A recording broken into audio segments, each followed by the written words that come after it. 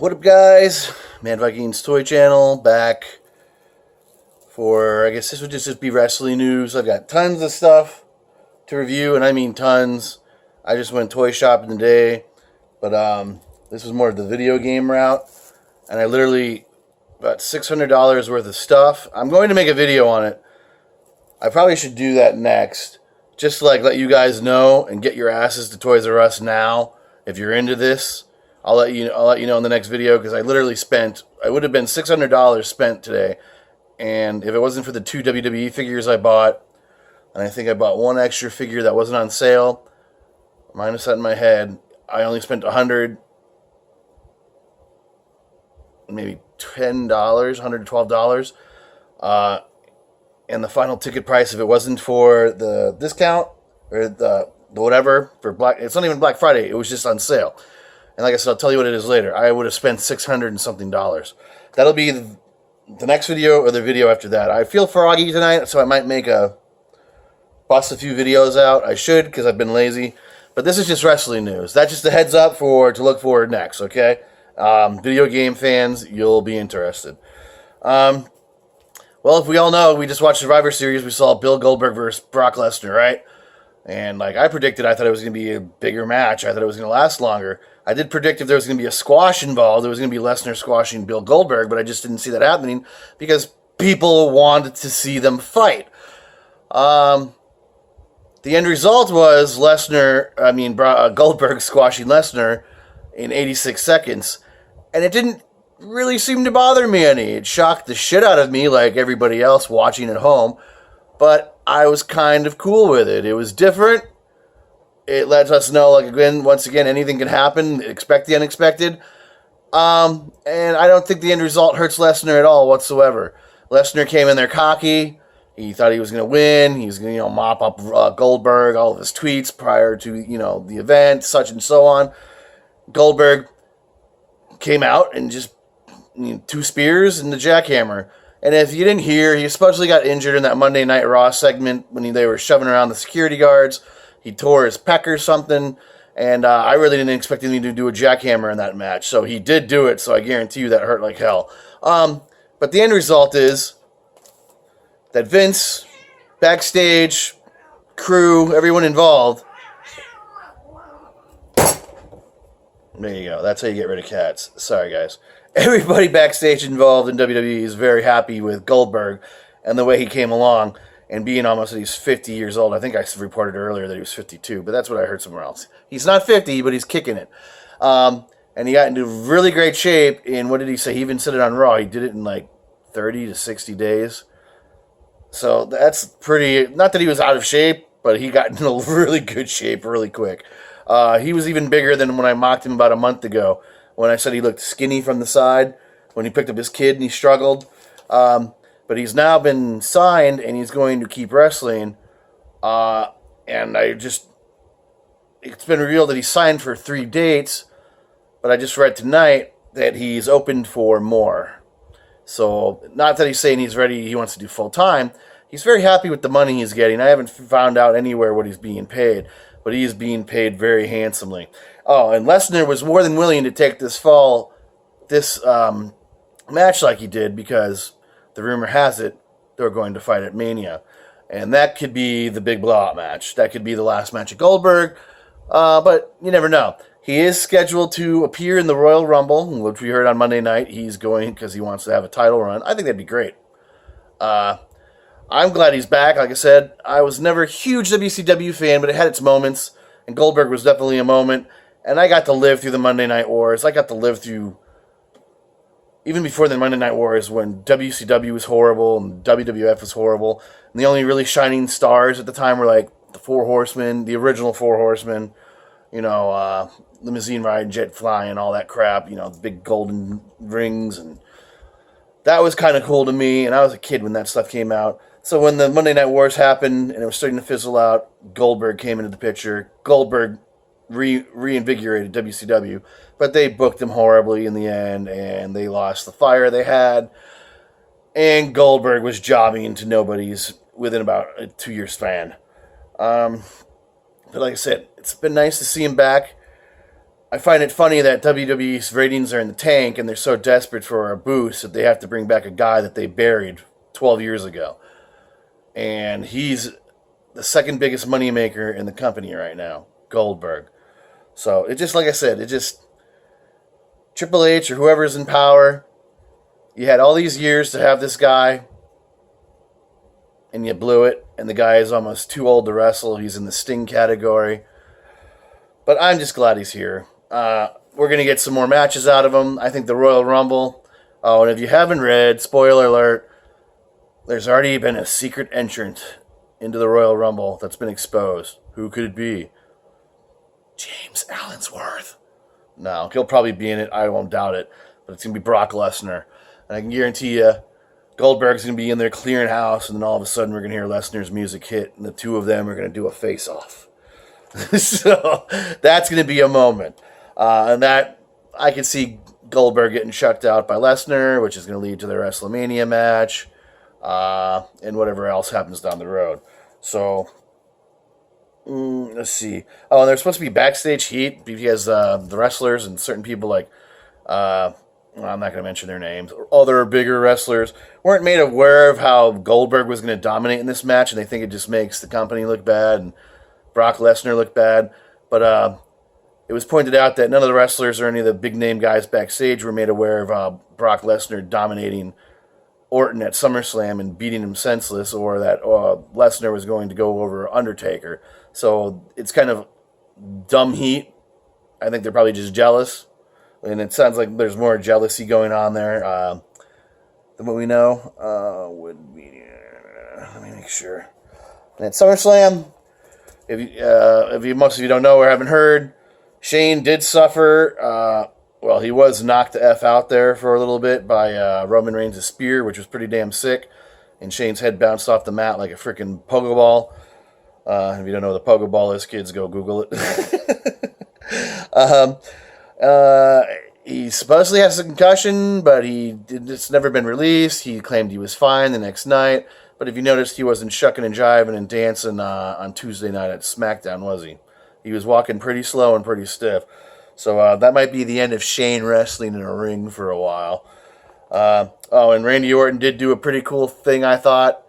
He broke character and went over to Shane's kid and wife, who were visibly upset and kind of, shitting their boots a little bit because Daddy was wobbling and being carried out of the ring. And he broke character and told him that his dad would be all right, even though Orton's not a doctor, and you could tell that Shane was clearly not there anymore.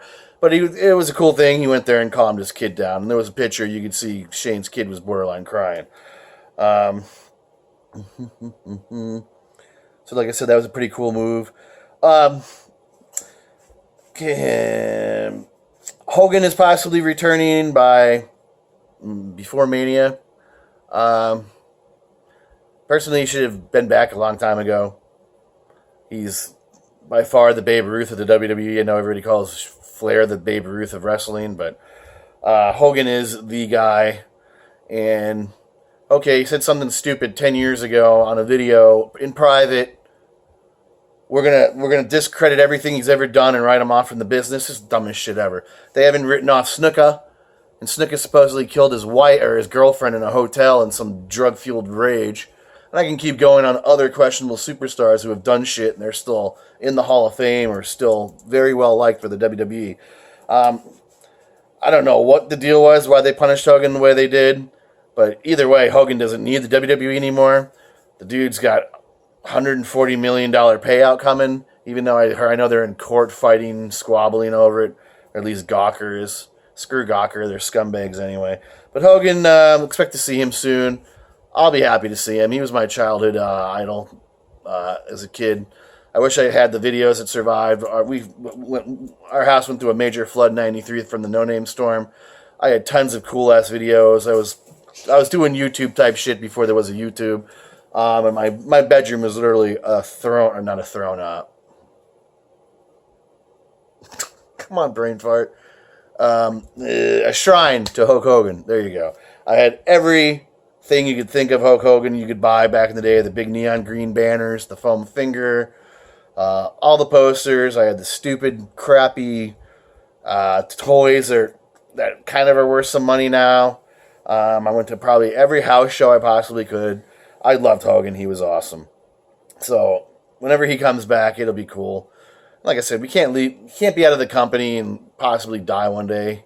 I'm not going to get into logistics with Hogan, but I'm really shocked Hogan's still alive, along with some other guys like Steiner.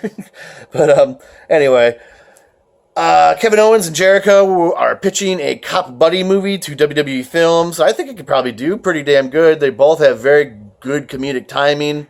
They're funny as shit. They are pretty much the top heels in the company. They get to say whatever they want. They don't get scripts.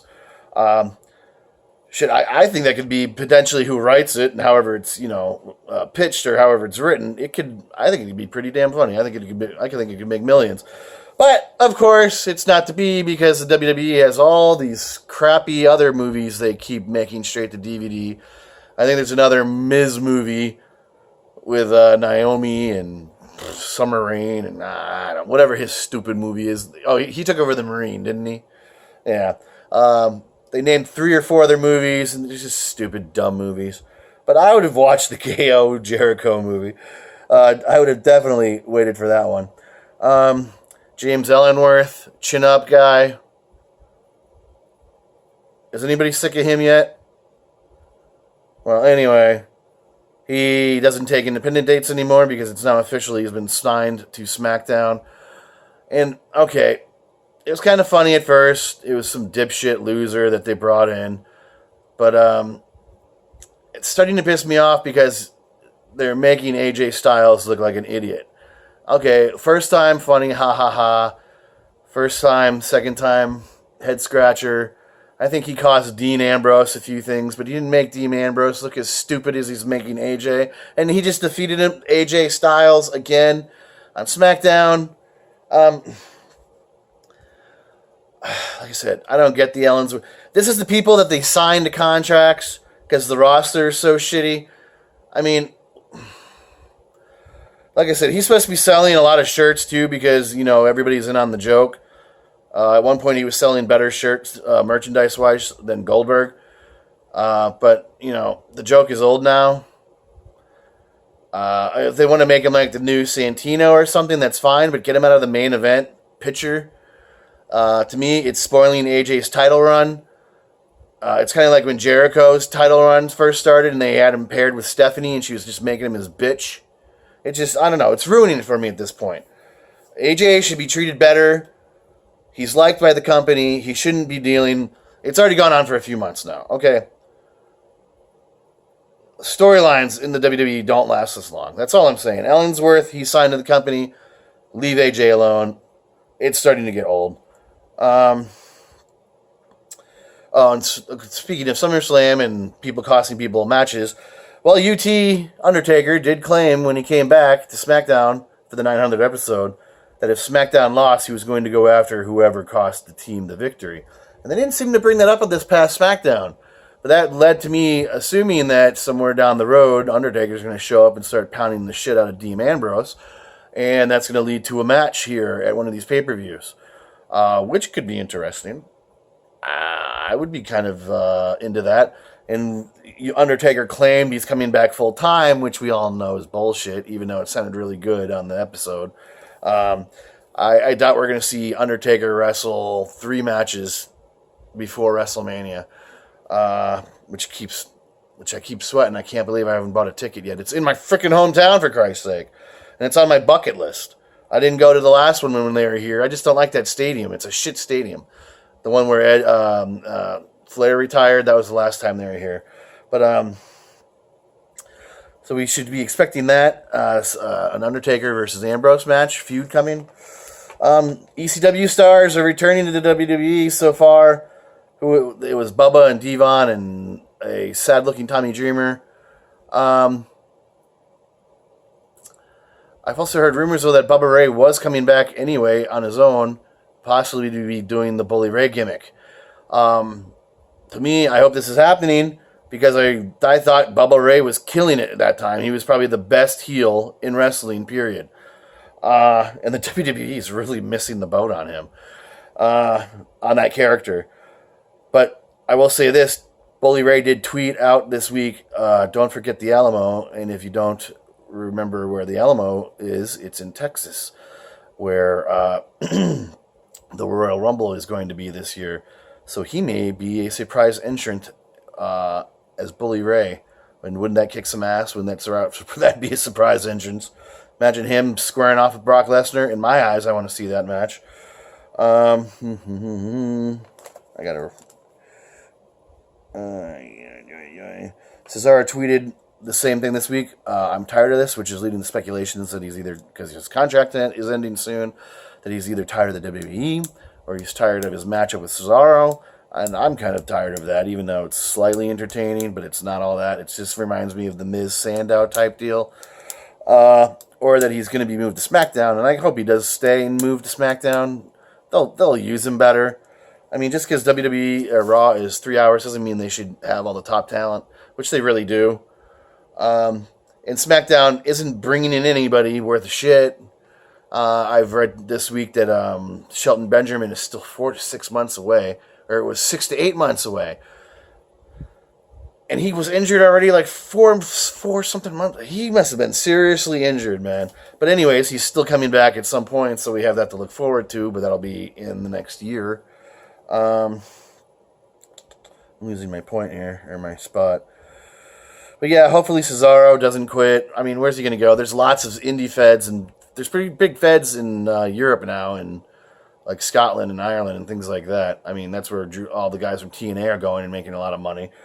So he could do really well there. I mean, if they can draw Foley there at an ICW show, which, by the way, Finn Balor was at this last week. He was a guest referee, and he actually got physical in the ring and threw some people around and messed them up. So I would say his healing process must be doing really well. So he might be coming back by the Rumble. And I would think that would get him in some trouble getting physical in a ring from the WWE, but what do I know? Catchphrase. What is this? Oh, yeah. There is a fight of fights on who gets to fight The Undertaker at WrestleMania 33, which is supposedly his retirement match, even though I've read speculation that it really won't be, because he'll still pop up if it's not next WrestleMania, maybe the one after that. But right now, this is supposed to be treated as like his farewell tour, even though they're not calling it that. To me, in my eyes, they're going to treat Undertaker like Cher, and she can have as many retirement going away tours as she's had, and people still go and pay $800 a ticket to go watch her. And I'm sure the WWE probably feels the same way. Oh my God, this is Undertaker's retiring. I got to go to the show and spend $1,000 to go watch him. You know, they all see dollar signs, and I'm sure the Undertaker does too. But the people who are very vocal about wrestling him, one has been Owens, and I would love to see that. It's supposed to be written already in blood. It's going to be John Cena versus Undertaker at this year's WrestleMania, and I think that's shit.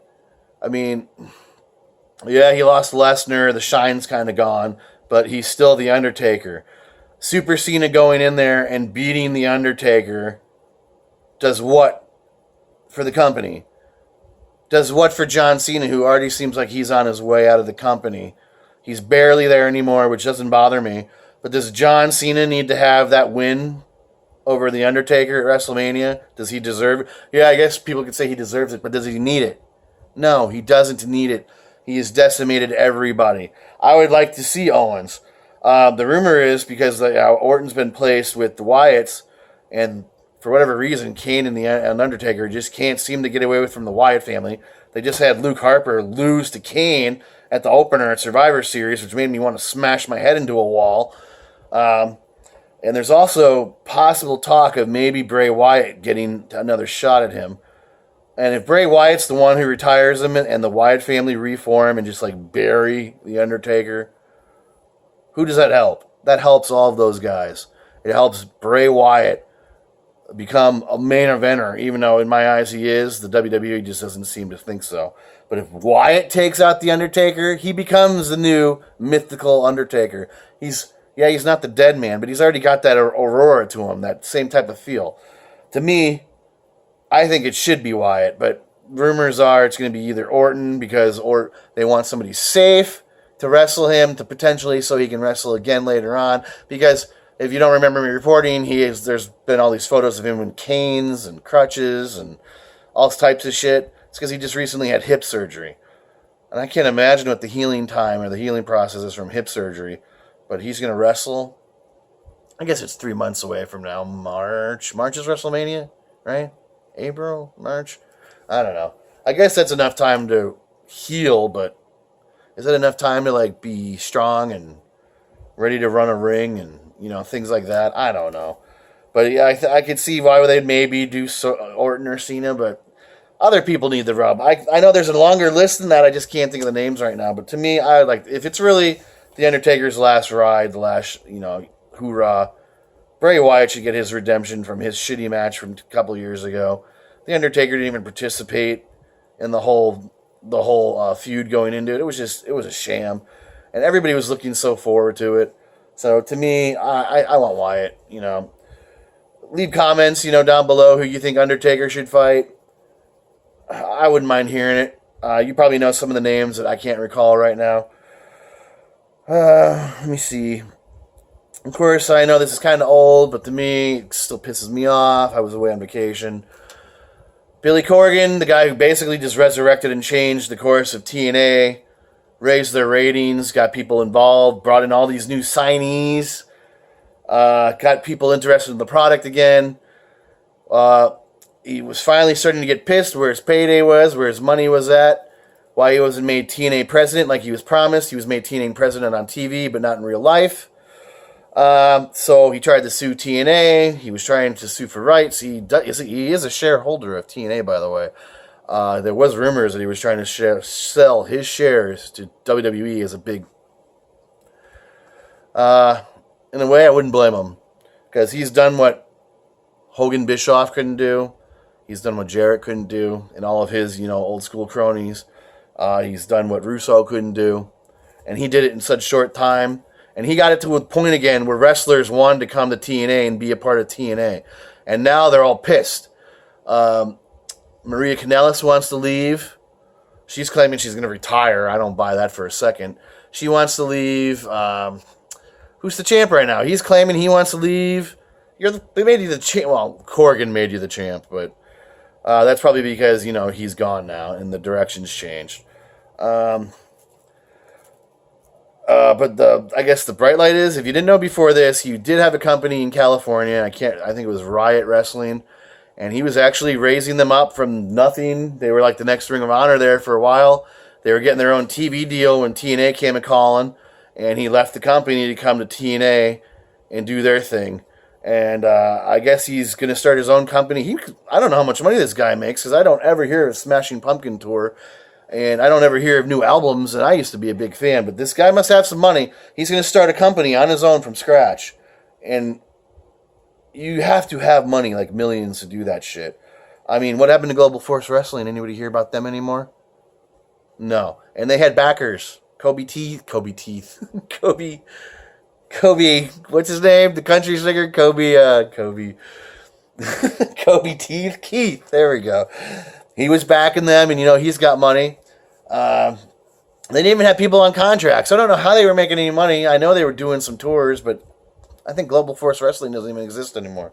So, it's not easy. I lived in Florida, and about 2 years ago, it was all over the internet how some secret millionaire was starting a new company. They were going to get TV here locally, and they started naming off all the names of wrestlers they were bringing in. A lot of them were big-name wrestlers. I don't know how the hell they were doing it or who was paying for them. But it fell through. The guy just eventually saw it was a pitfall. He had TV lined up. He had some tours. Some of the wrestlers were already starting to take advantage of him, et cetera, et cetera. And before it even launched, the veterans were taking advantage of him. It never happened. And that kind of pissed me off because, I love wrestling here in Florida. But I hope, he comes back. It's not like he's gonna start a new TNA and start competing against them. It's gonna take a couple years. Hopefully, it'd be nice if TNA was still around when his company is big. If it gets big and he squashes them, or they can compete against each other. But I wish luck for Billy Corgan. Sucks the way he's been treated. Let me see. Brian Noble. Jamie Noble. It's not even late at night here. Jamie Noble is finally back from his stabbing a few months back. And I think I only told the one version of the stabbing. There was supposed to be two, and I can't remember the other one. The one is where they followed him home, and he knew he was being followed, but before he got to his house, he jumped out of the car and started fighting with the one guy.